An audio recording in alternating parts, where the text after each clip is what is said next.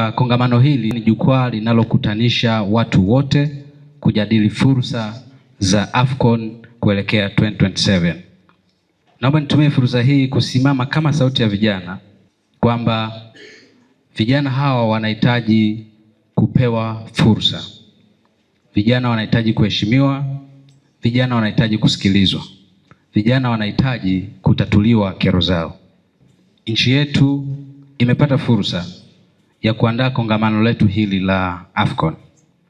Hivyo kama viongozi mlioko katika nafasi za maamuzi, ni vizuri kujipanga kwa kushirikiana na wadau mbalimbali na taasisi mbalimbali zilizoko ndani ya taifa letu kuhakikisha fursa hizi tunazipata kwa wakati ndani ya nchi yetu. Kama Watanzania, ni wajibu wetu wa msingi kuhakikisha tunaitumia nafasi hii ipasavyo ili tutengeneze uchumi wetu, ili tuweze kuendeleza maisha yetu.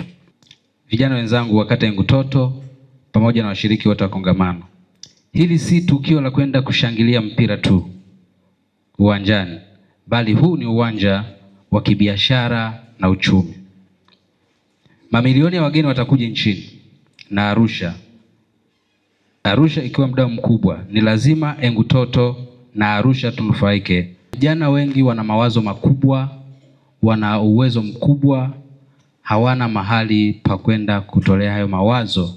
Tukaona kama umoja wa vijana tuje na idea ya Engutoto Discussion Chamber.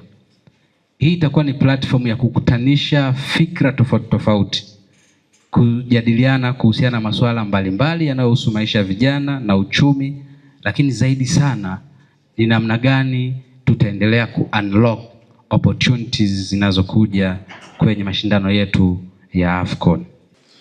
Lakini zaidi ya yote napenda kukupongeza Ibzan Ruheta ambaye ni mwenyekiti wa vijana.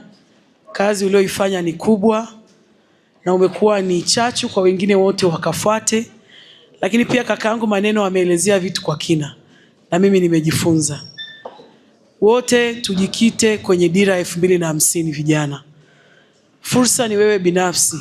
Yale yaliyoelezewa ni wewe uamue kuchukua hatua ili uweze kupata mabadiliko ya kiuchumi.